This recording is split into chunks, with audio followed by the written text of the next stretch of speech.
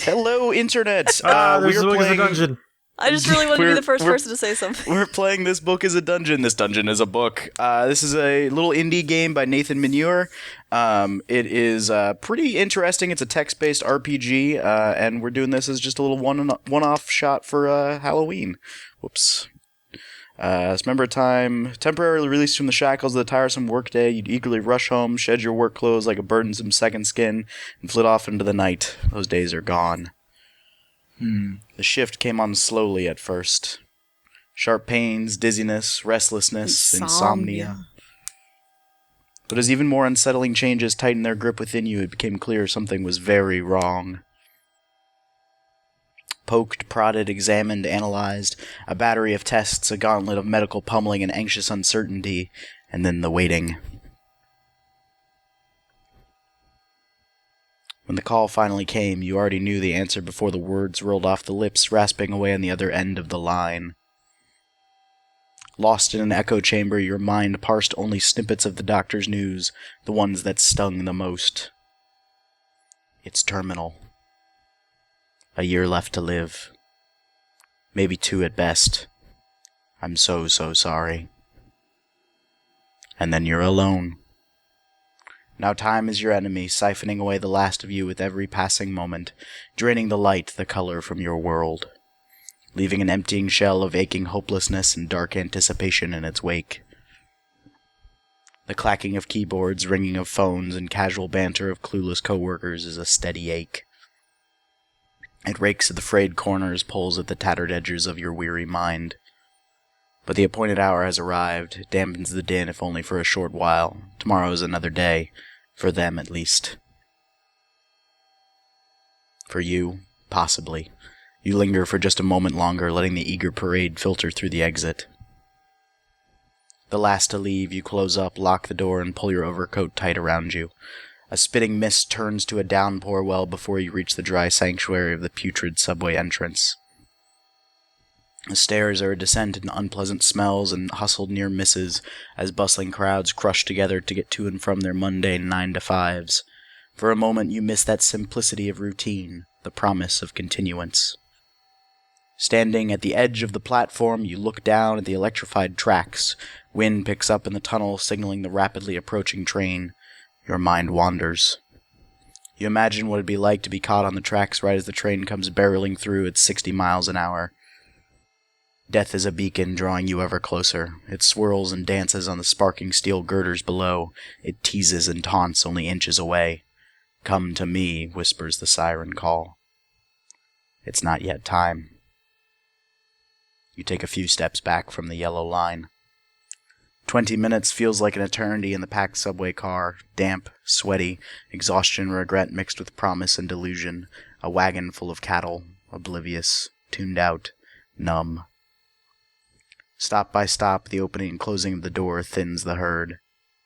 It's a welcome culling, a shifting of space, a loosening of knots. Soon you're the last and you can breathe easy again, but you still scan the car with a quick glance out of habit, one last time to make sure you're truly alone. Except you're not quite alone. There's a small leather satchel sitting on an empty seat in the far corner of the car. Glance around again, not trusting your weary eyes. There's still not a living soul save your own. The handrail is sticky with grime from the clutch of 1,000 dirty fingers. Filthy. Gross, by the way. You wince at its touch, but it offers stability as you work your way to the other end of the car towards the orphan satchel. Where did its owner go? The bag is weathered and worn. Some tired soul will no doubt be missing its contents, you gather. A high-pitched whine pierces the air as the car rocks and rattles. The lights flicker. 32nd Street. It's your stop. Time to go. Do you take the bag? Do you leave it there? So this is the first decision tree that we get. We choose to take the bag. You instinctively reach out and swipe the bag, figuring it's better off in your hands than left to wander the dark tunnels inside a giant metal beast alone. Thick, stale underground air turns cool and damp as you emerge from the city's high-speed intestines and hit the noisy streets above. 340 steps later, you're at the door of your second-story apartment. Fumbling the keys, muttering under your breath, the lock finally gives way. Peeling off your soaked coat, you drop everything on the table, kick off your shoes, and check your answering machine. You have no new messages, no surprises there. Ignoring the pile of unwashed dishes in the empty fridge, you sidle back to the table and remember the bag. Inside the bag, you find an old book. The book is aged and weathered. Its cover is adorned with an ominous skeletal being that looks half human, half serpent, and the title is written in a language you don't have the tongue to decipher. Get to open the book. Unlocking the old book, you open the cover and flip through the rusty pages. The book appears to be blank. How odd. So this game plays out a little adventure gamey, a little choose-your-own-adventure. Get to find blank, empty pages. But do our choices matter? They do, actually. Yeah, I'm curious what would have happened if we didn't take the book, since that seems to be the MacGuffin. Yeah, it pretty much ends the game. Game I think. over. Yeah. Or you come home and it's like, oh, the book, oh, the satchel's there. Yeah, You didn't something take it. along those lines. As of yet, it's not really a game. Faint flicker of ink catches your eye. Yeah, no, we definitely are still in the middle of the intro. After much searching, you uncover a page that sports a faint drawing of a keyhole sketched in pencil. You instinctively reach out a finger and trace it over the drawing. A sudden sharp pain, a paper cut, spurs you to pull your hand away quickly. Looking down, you notice the keyhole section has changed into a fanged serpent. Spots of your blood dot the page. The room swims. You feel faint and disoriented. Your vision goes blank as you hit the floor. Sharp impact slams your temple, jolting your synapses with electrifying force. It sends a raw white heat burning through your consciousness. Then, empty space. You fall through the black void. Erasing the past. Erasing the future. Only the present. What is happening? Where am I?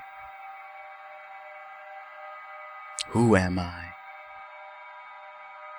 How am I? What is this darkness eating away inside me? And then... light. What? There's visuals in this. Oh, a map! Yep. Alright, so this is how the dungeon works. We awaken a small chamber. We have a single flickering torch, and there are words scratched in the floor. Torchlight is too dim to make out what they say. You grab the torch from the wall, take comfort. Better look at our surroundings. You can clearly see the inscription carved there. Oh man, It let's look at the reads, inscription. Chapter 1. Why the walls bleed. Why do the walls bleed? What's the Heavy deal wooden with these door. walls? So we have an exit to the south. Can you make the blood go up the wall? Door creaks and shutters open as you strain against this We weight. gotta get to the D. You find yourself in a larger stone room that's cavernous and empty. The echoing sound of water droplets comes from a passage to the west. Catch a whiff. Something out of place. Is that citrus? So we have a passageway to the east, as well as the door you just came through. And then I forget which way is east and west. Yeah, because Your they eyes only play- tell you N, they don't tell you we. Yeah, your eyes play tricks in the torchlight. What lurks in the darkness ahead, skidding away just beyond the glow of your torch. We have an alcove, we have a passage to the east, and back to the west. Let's go to the west. Just want Let's to go check out west the again citrus. to the western passage, yeah. Someone's cleaning with pine saw. So the narrow corridor opens into a dead-end room that reeks of over-ripened fruit. There's a reddish substance draining out of several large round holes in the walls. Slow, syrupy cascade. Ew. It's a sweet odor. We leave it alone. So now we're going back to the east. We're going to check that alcove. Gotta get that D. Large crack in the wall of the alcove. It's not big enough for you to squeeze This through. hole Knows what was could be in made there. for me. We reach into the hole, and we find a switch. We activate the switch. Grinding stone further ahead from the corridor to the east. Oops, you Our destroyed the little bridge. brother runs We behind us. We gotta give him his We- rabbit. Preemptively opened the door. A section of wall shifted to reveal a hidden alcove. As you approach from the held high, monstrous form. So we have our first enemy. A stone, stone lord. lord. What is Oh, this, my no. house? Prepares to attack. You manage to dodge the Stone Lord's attack. The battle continues. Basically, this is fighting. It's just you attack, you dodge, you attack, you dodge. You run out of blood. Yes. Yeah, Yep. we're gonna lose this war of attrition very fast. It's alright. We start as soon as we start critically damaging him, we manage to auto-dodge, so we just get into a cycle of... Is it The random, This is or really- is it supposed to happen like the this? RNG favors us. So yeah, this is... eat shit, Stone Lord. we're just wrecking this guy. We've You have slain the Stone Lord. You survived the encounter. You absorb the blood of your fallen What the hell adversary kind and of feel blood was invigorated. inside a Stone Lord? Stone blood. How are we absorbing it? Stone blood sounds With like the our name of a mouths. dwarf. Pile of bones and skulls lay scattered across a large stone slab in the center of the chamber. Along the far wall, a series of sharp hooks dangle from the ceiling by chains. It's clear that much suffering befell the poor souls who met their fate in this place. Smears of their dried blood, now darkened with time and decay, paint a macabre scene. Exits are to the west and the south. Bones have been picked clean and show markings of being gnawed on. Oh, she's taking the two Feeling human compelled to skulls. sift through someone else's remains, you poke around the bone heap. And we got a knife! Sweet. Let's take those And skulls our too. inventory. Sharp hooks. You imagine what it might feel like being strung up with one of those rusty things hooked into your guts, Why? waiting to be eaten alive. Why would you imagine Then that? you banish it from your mind. Why did I imagine that? Alright, so we're gonna go to the west, I'm not really sure why we've done anything in this game yet. which is opposite of flooded stagnant I'm murky curious water. if there's a monster at the end of this book. Tell me, Peer James, you into gotta its get the depths. D. There's a monster right here. We throw a chunk of rubble into the water, it splashes, sinks, and something makes quick work of it. And we duck around it. So we would have died there if we tried to go over it. Good thing we had that hairdryer. Beyond the ornate door, you enter a nicer room. The stone is more chiseled and refined. Red tapestries hang on the walls, and the decor is a comforting upgrade from the dank, crumbling corridors. We have display cases. Towering display cases appear to be filled with a greenish fluid. Somebody read display number 1. Preserved within the green fluid is a desiccated corpse that looks like it might have once been human. It is missing both arms. Okay. Shit. Sorry. Display case number 2. Amanda, go. You find a wolf-like creature hanging upside down and has been green fluid. Its poorly stitched stomach cavity is burst open inside the display with ropes of long, stringy worms floating out further alongside its entrails like a close at the crystal. Ah! James, number 3. 2 severed human torsos have been stitched together in a gory mirror image at the waist. Ropey clusters of worms are spilling out from the scene. Oh, you did it! This one is empty, drained of its fluid and lacking a grisly companion within. Sorry, guys. James, you got the easy one. Sorry, No, guys. Sam got the easy one. The door is locked to the east. Damn it, door.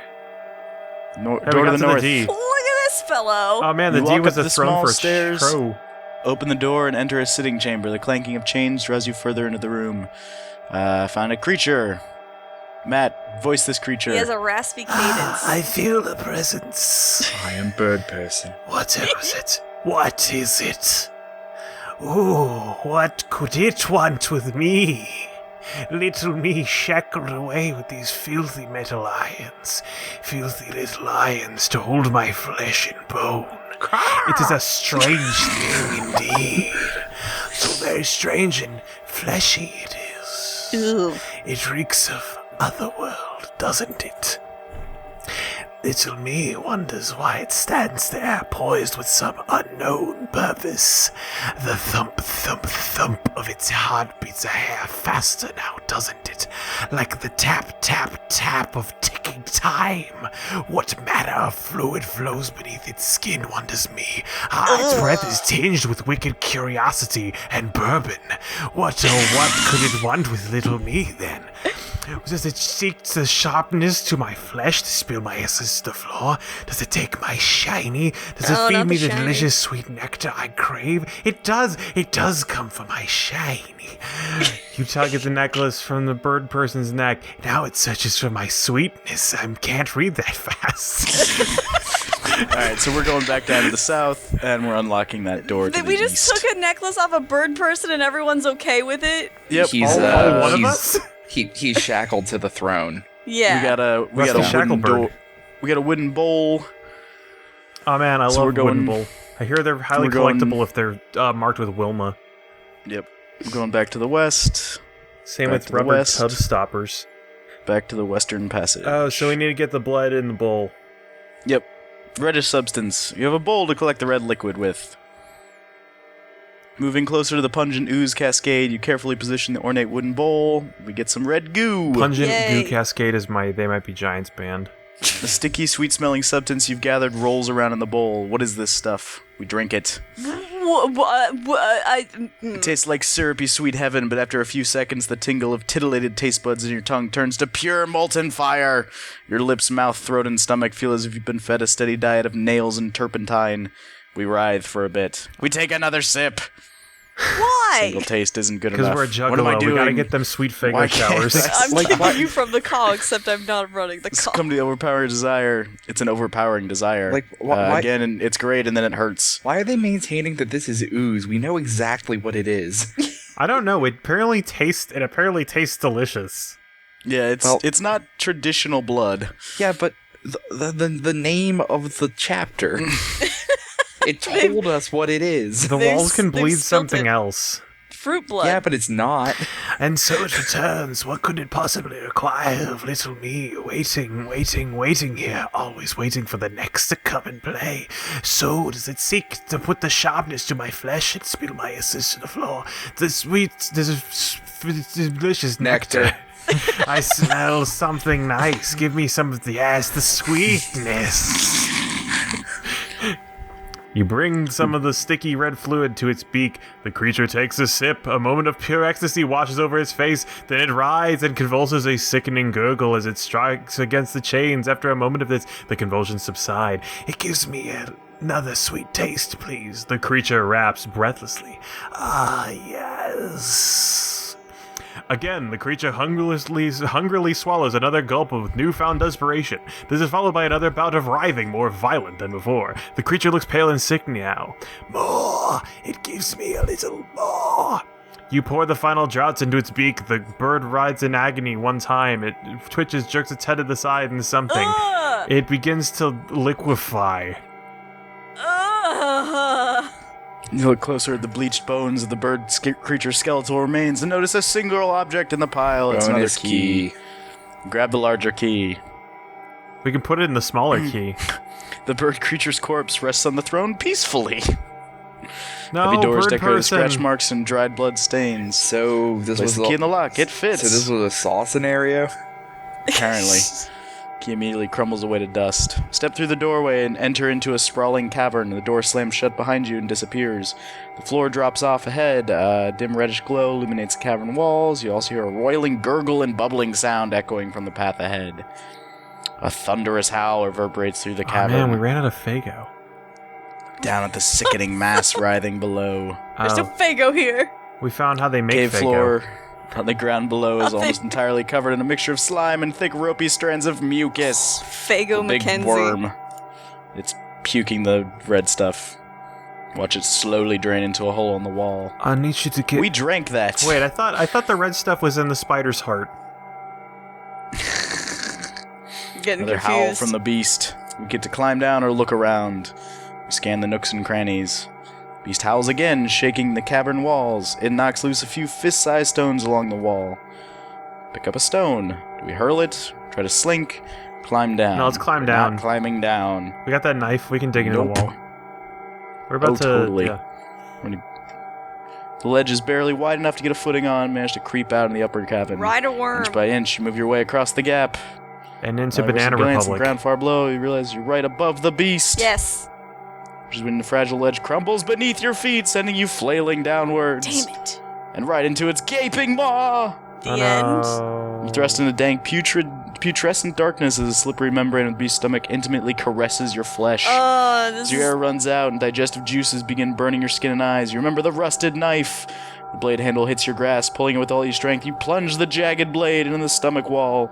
Ichor spills over you, and the word trembles with the file. Stab again! Strength begins to fail. You see a crack of light and push towards it to survive.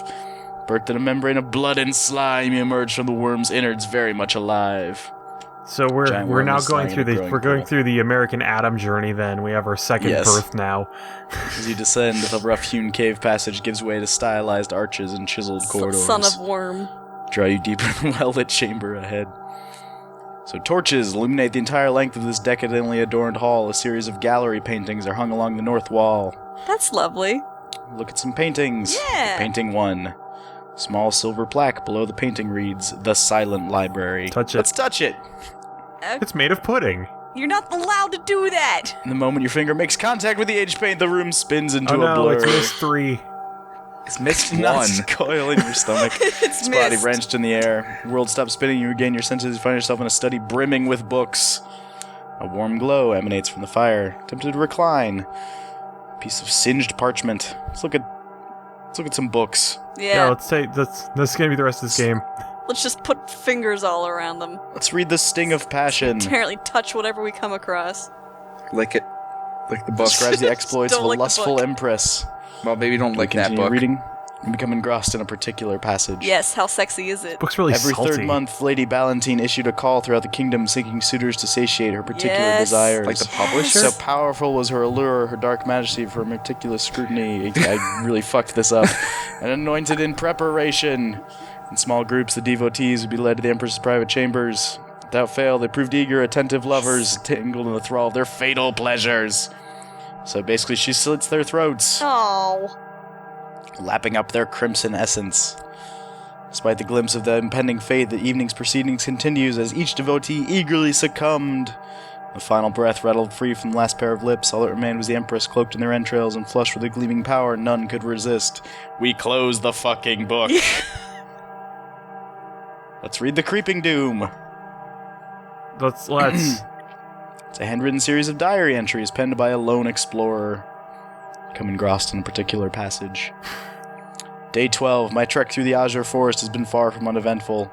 I managed to snag a passing branch downstream and hoist myself to the riverbank, dripping head to toe. I write this entry, I'm sure, to the great amusement of nearby woodland creatures in my birthday Chafing my suit. backside. Yep. Today's shortcut through the swamps is unexpectedly unpleasant. What a reeky bog. Hope to give my ascent as soon as possible. Mother Nature has a warped sense of humor. Been bitten all to hell by man-sized mosquitoes. I seem to be developing some sort of aggressive rash on my posterior. Perhaps I caught a touch of the poison oak. I was starting to feel a bit sore down there. On a whim, I dug out my shaving mirror to have a look at my aching bum, and what do you know, Gross. it's covered in red welts. Gross, gross, gross. Gets turned around This is after like the swamp. 10 doesn't pages find about the this mountain. guy's ass. That was the last night I woke to a start when I felt something crawling on me. On your I ass? couldn't find anything there. Finally found my way to a nice grassy clearing. I found the skeletal remains of some kind of deer-like creature. Turn the Something page, it's a shepherded- flashback to times Yeah. where your ass was I nice. think the cartographer was on some kind of psychedelic herb. Trees just looked a little funny. Maybe I'm getting delirious from eating nothing but canned beans. Welts are healing nicely. Things are looking up. Damn it, those nasty little bites have returned. They've spread. Hurts like hell now. This is no joke. Something is not right here. Sounds of the forest are louder. There's nothing there. Am I going batty? I don't know where they're coming from, but they're all over me and they've changed. They're like big bulbous pimples or something. Gross. Awful, awful. Gross. The writing's more scribbled and hard to read. I don't know where they're coming from, but they're everywhere. I've been retching blood. Have a fever. Not gonna make it. One of the damn things popped open in my arm and something crawled out. God help me. That's the last entry. Gross. Ooh, The bottom grossest lines. book. Yep. Nothing left to give. Describes a young couple's struggle for survival while lost in an Arctic storm. Captivated by a particular passage. I don't know of our particular tastes in these passages so far. Yeah. Wandering for days. The girl's injured. Tundra wastes. It's maybe not a good Engulfed sign in that the authors Icy embrace for consider eternity. mentioning a butt to be effective comic relief. And a quickening finality that most alarmed them. Couple pushed onward, a sliver of hope. Jamin knew Denna's strength. As last remnants of daylight seeped away into the wintry void. They were lost. Weary from exhaustion, they find a lean-to. They huddle together to try to eke out every bit of warmth. Builds a fire. It's a struggle, but they need to eat. Deanna is delirious from hunger, and she remembers Jamin mentioning food. Did he just shuffle off into the darkness, or was it a hallucination? Pop of the fire awoke Deanna. I can't believe it, but I caught us a rabbit, he said in response to her sudden stirring. It's almost ready. Too weak and groggy to move, she eats. It's great. She loves it. It's so good. So He winces a smile.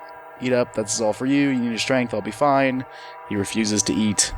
I love you, he whispers, and feeds her another portion. She sleeps great. It's awesome. By morning, the storm had cleared. Deanna opens his eyes. She sees smoke. Look, we're not far. We're not going to make it. There's no reply. Aww. He's dead. Aww. Never let go, Jack. Stepped towards him. She saw the knife in the snow and the bed of crimson splayed out around him. When she broke free, she dove to Jamin's side. No, no, no, no. She felt his body and notices a tear. Find chunks of Jamin's leg missing, cleaved away in tidy chunks. Gross. Yeah, I figured that was There going were to be no it. signs of rabbit in sight. Yeah. You close the book. At that point, though, like. Also, I think his name was Hamon, Yeah, something like which that. is funny All right. because that is Spanish for ham. Chapter 2, Text of Damnation. Yay. Well- I mean, yay. So yeah, this book is a dungeon. The Huh. first part of it, This anyway. book is a dungeon and there's a monster at the end of it. There's always a monster. It's neat. It's quirky. I might continue this and do it better. We should probably just do it live. Yeah. Anyway, happy Halloween, everybody. Happy Halloween. Check out those Interween. welts on your butt. Go to sleep. check out those butt welts. Yeah. Woo. Good night, Internet. Night.